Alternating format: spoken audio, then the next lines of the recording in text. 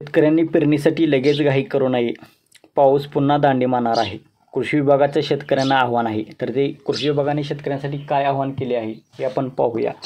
तर यंदा 12 दिवस आधीच महाराष्ट्रात मान्सून दाखल झालेला आहे. मे महिन्यातच राज्यात मान्सून येण्याची ही 16 वर्षाची पहिली वेळ आहे. विशेष म्हणजे केरळमध्ये दाखल झाल्यानंतर पुढील 24 तासामध्ये मान्सून रविवारी चक्क तळ कोकणात पोहोचला आहे.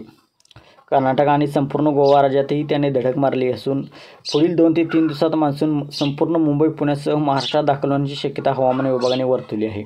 मान्सूनच्या प्रवासाची गती लवकरच कमी होणार असल्यामुळे राज्यात पावसात घट होणार आहे.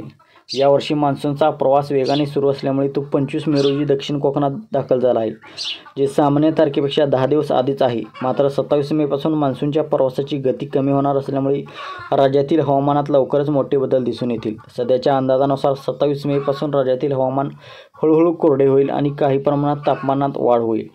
मे महिन्याच्या शेवटपर्यंत कोकणात वगळता बहुतांश भागात प्रामुख्याने कोरडे हवामान राहण्याची शक्यता आहे आणि किमान 5 जूनपर्यंत ही स्थिती कायम राहणार असल्याचा दावा आहे. यामुळे किमान 5 जूनपर्यंत तरी राज्यातील बहुतांश भागात मान्सून दाखल होण्याची आणि मान्सूनच्या पावसाची शक्यता दिसत नाही. या दरम्यान देशातील इतर भागात सुद्धा मान्सूनचा प्रवास तात्पुरता थांबू शकतो. यावर्षी राज्यातील अनेक भागात दमदार मान्सून पूर्वीची वादळ पाऊस पडला आहे.